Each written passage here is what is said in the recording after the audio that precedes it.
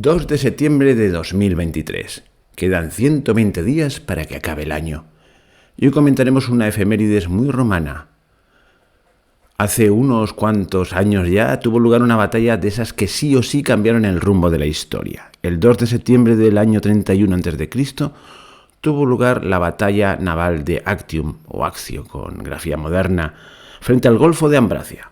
Se enfrentarán las flotas de Cayo Octavio, en aquel momento Cayo Octavio, luego lo conoceremos como Augusto, el primer emperador romano, dirigida por Agripa, y la flota de Marco Antonio y su aliada y amante Cleopatra, la última reina de Egipto, la última faraona.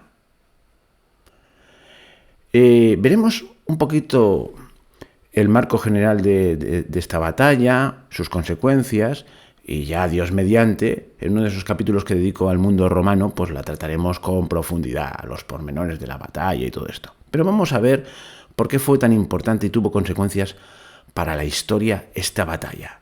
Es un punto de inflexión clarísimo. Esta batalla hay que verla en el contexto de las guerras que se dieron a raíz del asesinato de Julio César. Varias facciones se enfrentaron para ostentar el poder en Roma. En primer lugar estaban los que maquinaron contra la vida de Julio César. ¿Y en qué se basaban ideológicamente para hacer el atentado? Pues en la idea de que Julio César tenía una idea totalitaria del poder y que acabaría proclamándose rey y acabando con las instituciones republicanas. Sabéis que los romanos tenían auténtica fobia a la monarquía. Bueno, pues estos fueron la primera facción eliminada. Y para ello se unieron, entre otros, dos grandes contendientes, los que quedaron al final, que fueron Marco Antonio, el amigo íntimo de Julio César, y un tal Octaviano, que con el tiempo llamaremos Augusto, el que sería el primer emperador. Estoy haciendo spoiler, pero la historia es un spoiler. Y aquí, para no liarnos más, vamos a seguir llamándole Augusto, aunque en esa época todavía no era Augusto. Bueno, pues estos dos poderes fácticos se unieron para eliminar estas primeras facciones. ¿Y de dónde le venía el poder a Augusto? Pues le venía de herencia. Sencillamente fue el heredero universal de Julio César. Y era sobrino nieto suyo, ni siquiera vivía en Roma. A todo el mundo quedó sorprendido con esta elección. Yo creo que el primer sorprendido fue el propio Marco Antonio. Pero los enemigos comunes unen, e incluso Marco Antonio llegó a casarse con la hermana de Octavio Augusto.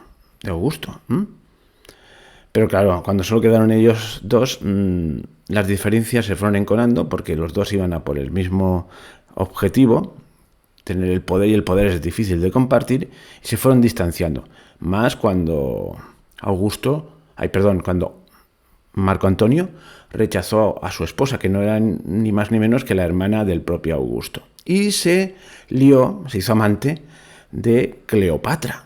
Cleopatra, la última faraona, la última reina de Egipto, que antes había, esto ya os digo, Juego de Tronos que se queda chiquito, que antes había estado liada con Julio César y le había dado un hijo, Cesarión, que inquietó muchísimo a los republicanos de Roma, a estos que traman su asesinato, porque dicen, mira, se está encamando con una reina oriental, y lo que quiere traer es aquí, pues es las ideas de Oriente, de reyes absolutos y divinizados. Y claro, y Marco Antonio quedó seducido por esta idea también, Posiblemente eso ya lo tenía en la cabeza y culturalmente estaba colonizado por esta idea. Augusto, que como militar no es que fuese mediocre, ni malo, ni bueno, es que no era para nada militar, pero era muy astuto, se dio cuenta de que ideológicamente le ganaría la batalla si presentaba el enfrentamiento entre las tradiciones de la Roma republicana y los reyes tiránicos de Oriente. Y así funcionó la propaganda. Bueno, pero la propaganda solo no gana batallas. Augusto, vamos a llamarle Augusto, se rodeó de gente que suplía sus carencias. Por eso, en esta batalla, el almirante de su flota fue Agripa. Y bueno, Marco Antonio dirigió la batalla junto con su amante, y la batalla resultó una derrota para Marco Antonio y a partir de ese momento Augusto tenía expedito el camino al poder único. Marco Antonio acabó muerto, Cleopatra se suicidó y todas estas cosas, pero ahora no viene al caso. La idea es que a partir de esta batalla Roma entra en un nuevo periodo, que es el periodo de los emperadores. Mantenía Augusto las instituciones republicanas, pero las manejaba a su antojo, de manera que, sí, muy bien el Senado, habrá las mismas instituciones y yo seré cónsul, pero cónsul vitalicio. Vamos, la cuestión es que se aferró al poder, no lo soltó y formalmente todo seguía igual. Un hábil político que instauró una monarquía sin llamarle monarquía. Bueno, poco más o menos. ¿Veis? Esta es la gran trascendencia de esta batalla de Accio o de Actium.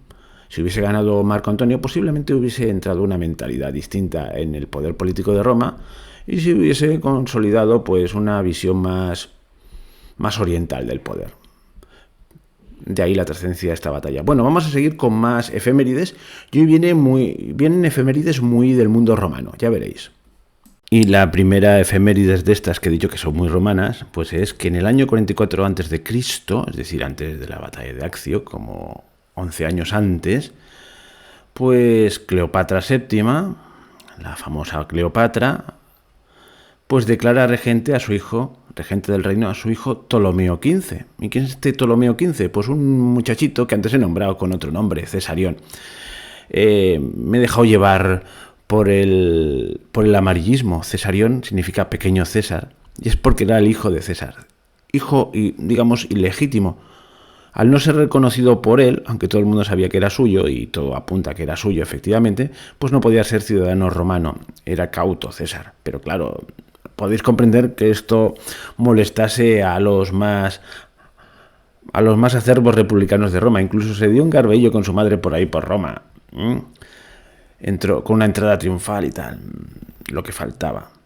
Fue regente de Egipto hasta, bueno, con Octavio Augusto no pudo, bueno, estuvo unos años de reinado y murió en el año 30, o sea, 3 años después de la batalla de Accio, más o menos. Y fue regente porque no se sabe por qué se murió su tío, el hermano de su madre. Algunos dicen que convenientemente envenenado. ¿Por quién?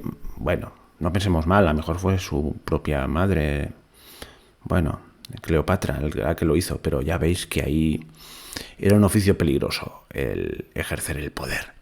Vamos a por otra anécdota, otra efemérides. Y esta última, también del 44 a.C., pues también muy romana y tiene que ver con Cicerón, que escribió la primera de sus filípicas contra Marco Antonio. ¿Os acordáis? Las Catilinarias contra Catilina, aquel personaje que intentó un golpe de estado, pues ahora le tocaba a Marco Antonio. Pero estas les costaron muy caro, aquellas fueron su éxito y esta fue, bueno, su éxito literario, pero su fin político y el fin de su vida, porque en pleno fragor de las batallas entre facciones, cuando solo quedaban Augusto, Octavio y Marco Antonio, cuando solo quedaban ellos dos, pues cada uno propuso una lista de gente a eliminar y pactaron, bueno, elimina al que quieras. Y el primero que se cargó Marco Antonio fue a Cicerón por haber escrito estos discursos. Bueno, y hasta aquí las anécdotas de hoy. Ya has visto que son muy romanas, no quiero continuar más allá porque si no el programa se va a alargar mucho. Y he puesto 2 piedras de futura mirada. Debo continuar con la historia de Roma y contar estas cosas que he contado aquí a vuela pluma con más detenimiento, pero por lo menos os las he traído a la memoria. Así que hasta mañana, si Dios quiere.